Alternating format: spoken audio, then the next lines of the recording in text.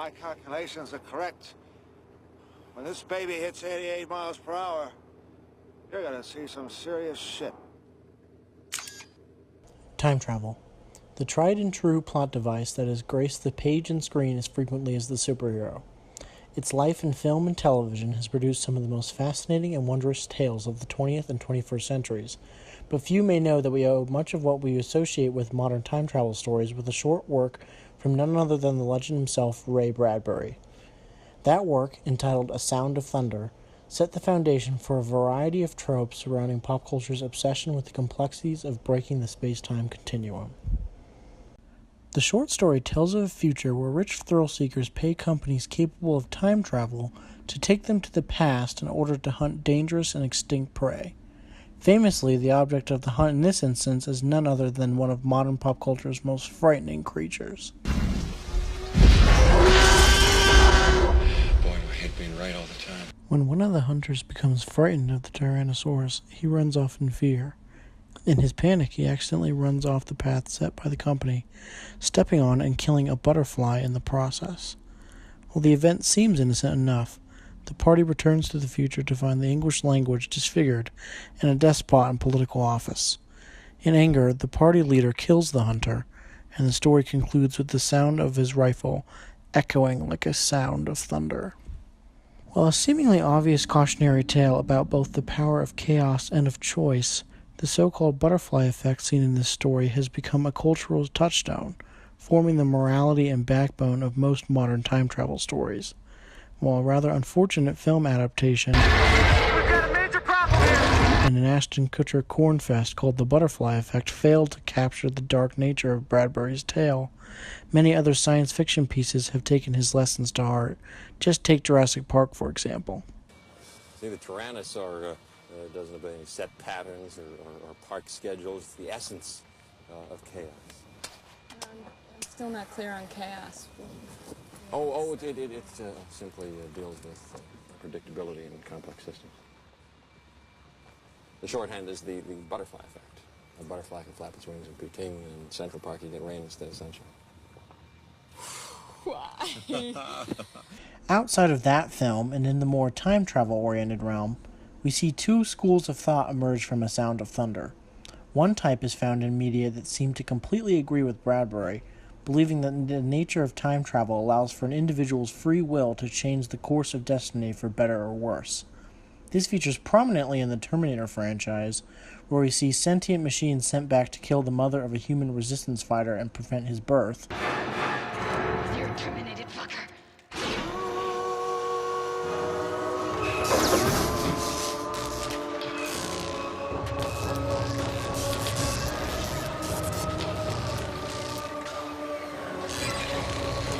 Or we see a rebooted Terminator help her work to prevent the machine's uprising altogether, intimidating their inventor.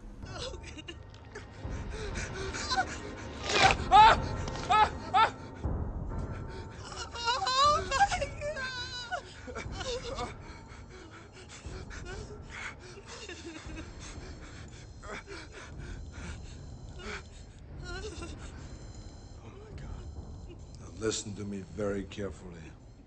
We see it again in play in Back to the Future, where Marty's actions in the past can lead to his existence disappearing. Scram, McFly, cutting in.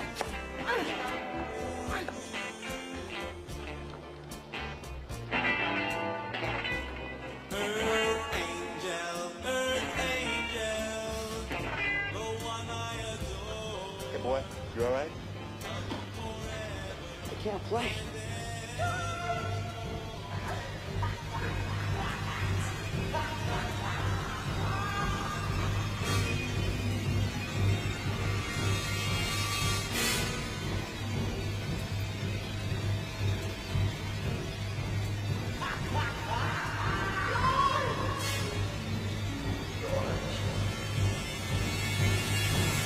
Or in the mind-boggling Time Machine in a Box film Primer, where abuse of the machine fractures timelines and pits two best friends against one another.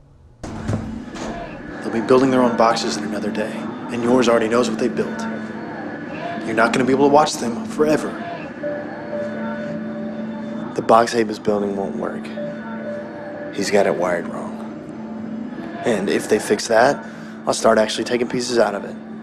It's just a gimmick. It doesn't work anymore. And your double will say they have to move on to something else, and I will agree. They're friends. You're staying. Why? Why? Let's see. Why would Abe stay? What possible reason could there be to be here? I guess that it just won't go back far enough, will it? The most fleshed out version of this scenario comes in the form of the film Looper, where we see immediate effects of changing the past and the present. Start staring into your eyes. It's too strange. Your face looks backwards. So do you know what's gonna happen? You done all this already? As me? I don't want to talk about time travel shit. Because if we start talking about it, then we're going to be here all day talking about it, making diagrams with straws. It doesn't matter. When I hurt myself, it changes your body. So is what I do now change your memory? It doesn't matter! And the ending of the film creates a scenario where a single decision of free will completely wipes away a dark future.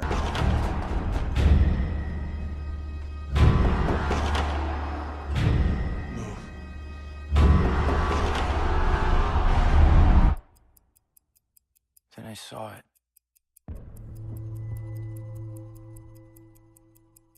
I saw a mom who would die for her son.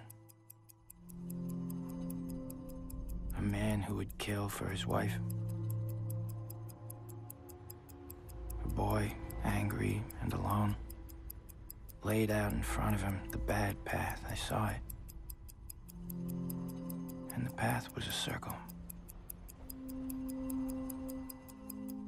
Round and round.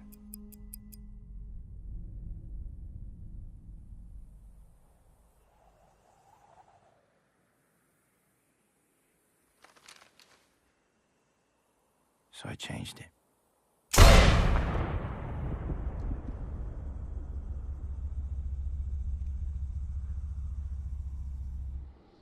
The other interaction with the Sound of Thunder's ideas of time and fate is one of rejection. While still deeply rooted in Bradbury's ethics, the pieces in this category see time as deterministic, and therefore time travel is just an instrument of fate. The television show Lost, which deals heavily with displacement of time, addresses this best. Yeah, well, what if it ain't? Hell, what if the helicopter hasn't even taken off yet? We could warn them. Stop them from ever flying to that boat. That's not the way it works. Who says? You cannot change anything. You can't. Even if you tried to, wouldn't work. Why not? Time, it's like a street, right? We can move forward on that street. We can move in reverse, but we cannot ever create a new street. If we try to do anything different, we will fail every time. Whatever happened, happened. The ideas expressed here are seen in action in an earlier episode, as time-jumping character Desmond is saved from the jumps through a fateful connection with his true love. Won't call for 8 years. December the 24th, 2004. Christmas Eve. Des, are you still there? Yes, I'm here. I'm still here. Can you hear me? Yeah, much better. I love you, Penny. I've always loved you. I'm so sorry. I love you. I love you too. I don't know where I am, but I'll find you, Des. I promise. No matter what. I'll come back to you. I won't give up. I promise. I promise. I love you. Other films have approached this train of thought with time completely in the driver's seat as a way to give agency to the lead character.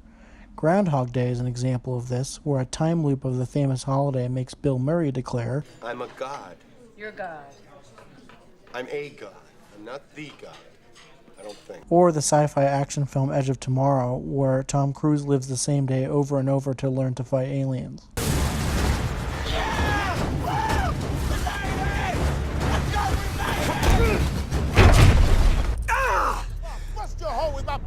While this side of the argument isn't as strong as the films more supportive of a Bradbury reading steeped in free will, they still stand on their own as strong examples of applying the principles of A Sound of Thunder to a cinematic lens.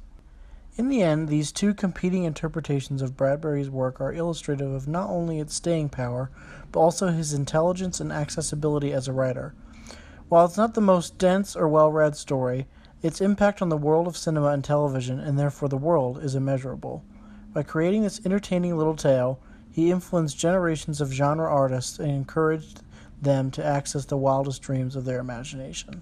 So we belong only by doing, and we own only by doing, and we love only by doing and knowing. And if you want an interpretation of life and love, that would be the closest thing I could come to.